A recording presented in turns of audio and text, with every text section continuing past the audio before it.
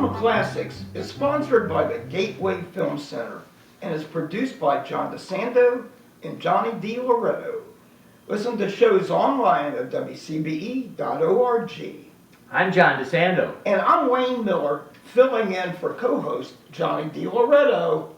And this is Cinema Classics. Yes. Now, John, what are we talking about today? I'll tell you what we've been talking about all week. Yes. Tom Cruise, Top Gun. We just decided that we're going to look at action films. Action films overall. Yeah. I mean, this is the big blockbuster of the summer. Top Gun is, and it deserves to see what has preceded it. Yes. At least in our imaginations. Obviously, we couldn't exhaust the list of action films because America loves action film. Right, and it's a genre that is really a fluid genre and can encapsulate some genres that we're not going to talk so much about, like the what I call the action hero, like the DC and Marvel Cinematic Universe movies, or like war movies in general, even though that they, in science fiction, others that really can be part of the entire action film. So I was thinking that maybe, would we say that a pure action film was one where action dominates? Yes.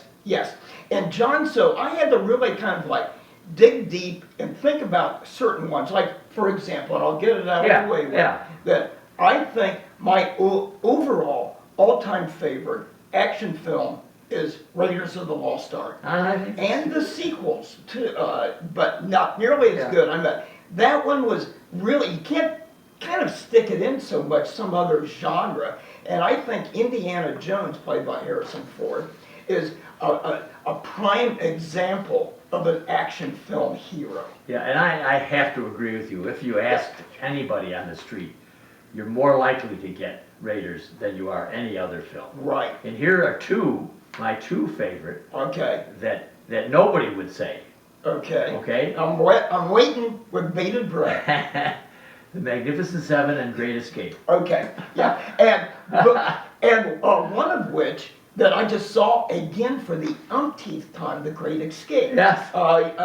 Watching it with my sister at her home on Sunday. First time for her? No, she loves it. She's a big hero action film fan, and one of her all-time favorites is Steve McQueen, but also Charles Bronson. She's always had a thing for Charles Bronson. And of course, she has a thing for you and William Hopper. Perry Well, in those two, where you'd have to say that action dominates, so it fits our formula. Yes. But in the end, I'm mostly interested in the characters.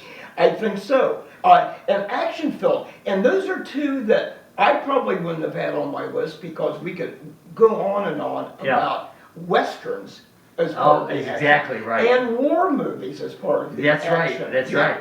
Give me another one. Okay. I would say, even though that there's another subgenre under the action film, and that's a police type of crime movies. I know where you're going. But I'm thinking Die Hard. Oh, yeah. And those sequels, because I really started thinking about ones that had a character, and that the first one, like the first Die Hard with Bruce Willis, spawned a number of remakes afterwards. Made Willis an icon. Exactly. Made people argue whether the one is Christmas or not. Yeah, good point, because I see a lot of people who consider it a Christmas movie. I know. Well, I thought you might be talking about Bullet in 1968. Read my list. All right. I got it right there. Yes, Steve McQueen, and another ultimate action. And my third one was Steve McQueen. Yes, you're right. Yeah. And McQueen had that cool about him that, but he could kick butt, but he's more kind of identifiable character than a muscle-bound type of guy. That's what I kind of like about the Bruce Willis and Steve or Harrison Ford. There's somebody we could identify with more than maybe Stallone or Schwarzenegger, one of those bulk dudes. You have to admit, Steve McQueen is the king of cool. Right. He's so great.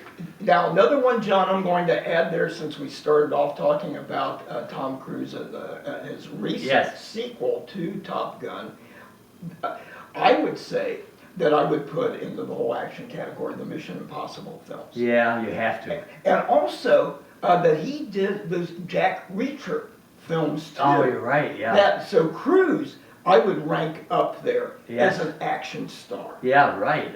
I thought maybe one we would add to our police Yes. thriller action movie would be The French Connection in 1971. Okay, yeah, because it did spawn, but it didn't have a sequel to it, The 7-Ups, with Roy gosh, yeah. Scheider, Yeah, but right. not Gene Hackman. Yeah, but it did certainly make the career of Gene Hackman. Exactly.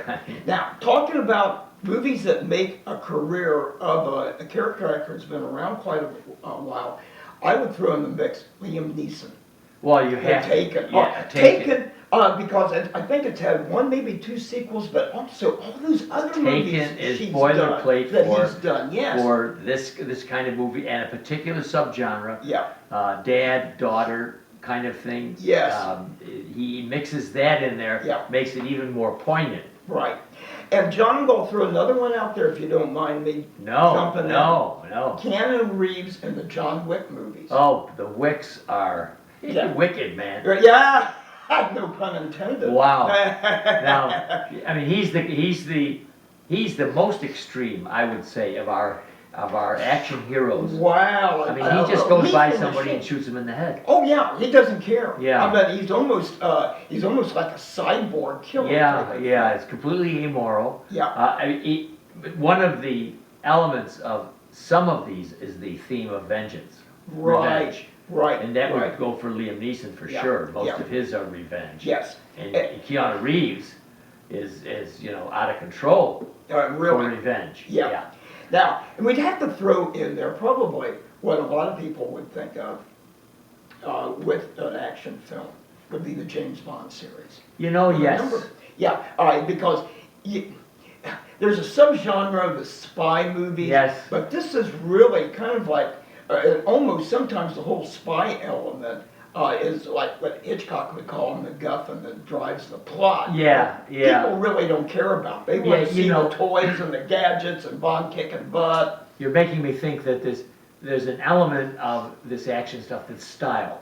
Yes, And I think James Bond is the quintessence of style. exactly. And we keep waiting. There's set pieces all over the place. Yeah. Right? And it's Yeah. just and it fits with some of the ones that we've talked about too so far. Yeah. And John, not to diss the ladies, because we just talked about male. Oh, I know where you're going. Two different franchises. One, Alien, and Aliens with Sigourney Weaver, which they kind of it's. In fact, I've heard a lot of people talk about Aliens more of a haunted house movie, and Aliens is more of a war film type of thing. Uh-huh. But Sigourney Weaver anchors very well both movies as an action And star. she became one of the first female Yeah. stars to be considered this. Yeah. And then also along the same lines as the Indiana Jones movies would be the Lara Croft Tomb Raider movies. And I particularly like Alicia Vikander more than Angelina Jolie. Yeah. Well, what would you think about Charlize Theron? Yes. Oh, definitely, because I was thinking of that, the one Atomic Blonde. Right, Atomic Blonde, that where she did so there's a well. sequence I can never forget, Oh. going up the stairs. And why did, yes, but to think about it, the Mad Max movies. Oh, the Mad Max are Yes. a terrific entry in this. I think, actually, almost pretty sophisticated. When you think of Tom Hardy and her, Yes. there's something With that one- that goes beyond just Yeah. action. Well, and I'm also thinking about the three original films with Mel Gibson. Yeah, And right. Probably one of the most popular, of the thing is Road Warrior. Oh, gosh, yeah. Yeah. So once again, we're remembering the characters and the action. That's what I like. Our choices Yes, I have do been too. as much character-driven as they have been plot-driven. And I'm happy to be a substitute on this show. And well, I think you're right. And I think, we don't have any more time, of course, Yes. for cinema classics. But if people want, they can hear us blather on more about this on Double Take. Double Take, you're right. The podcast is available online, wcbe.org, under the podcast experience. Then I'll save some more of my comments for that. And Johnny can listen to it. Yeah, and hear the whole thing. He can. And Johnny, you don't have to worry. Your seat, just keep your seat warm.